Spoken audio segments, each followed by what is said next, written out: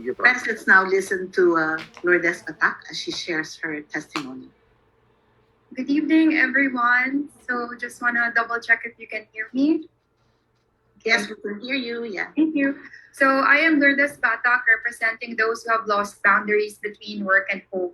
So without completely invalidating my experience, I would say that my story of grief was not deeply traumatic, but the pain and the panic that came with it was deeply felt and so real that I am now actively battling a mental health disorder and depression.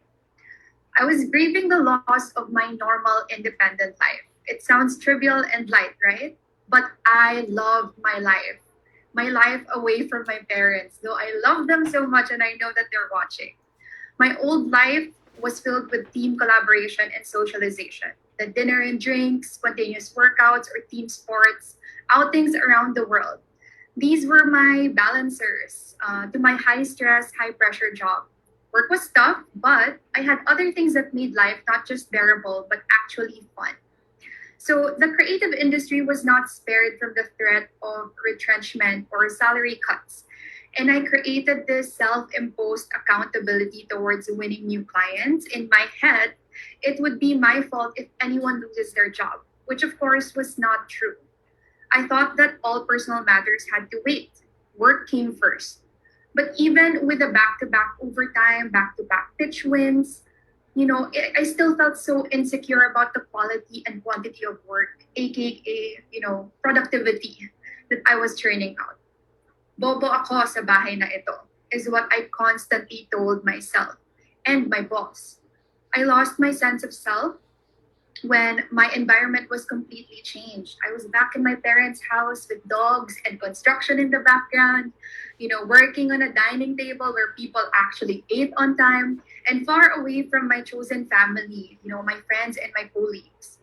I thought it would get, if I could just get to my normal life back, then I would be excellent again. Then I would be enough.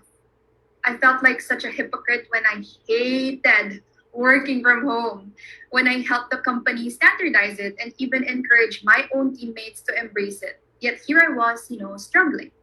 So I kept it in. I did not allow myself to be not okay. And then I found myself having to be okay before God.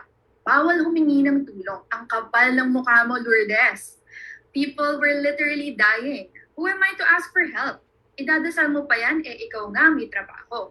Ikaw nga may pamilya. Ang weak mo naman, papansin ka, pa-importante.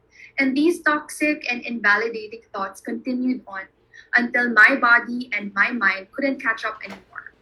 I could only justify needing help and rest if I was dying too. So that's what I wanted. Fleeting suicidal thoughts drained me every single day. My own pride led me to my physical and spiritual downfall as I isolated myself from God's truth and the people He appointed to be my community. It wasn't until I broke down to my church mates saying that I just want to disappear. I am so tired of breathing. I just don't want to live anymore, that I was able to start the healing process. They reminded me of God's sovereignty, and that relieved me of the lie that God has no time, has no space for me, and that my life didn't matter during the pandemic. When I lost the boundaries between work and home, I lost confidence not just in me, but also in Christ. And you really have to be careful with what you feed your mind because the enemy wants you to kill yourself, especially if you are a follower of God. So put your armor on, rest in Him, just like I'm trying to do so every single day that I fight for my life. And thank you so much for letting me share a piece of my testimony today. Remember that there's no way that you can heal what you don't reveal. So good evening, everyone. Thank you so much, Lou, for sharing your story. Friends, this season of grief is OMF Literature's offering to our fellow Filipinos in this time of the COVID-19 pandemic. And so we'd like to dedicate it to the Lord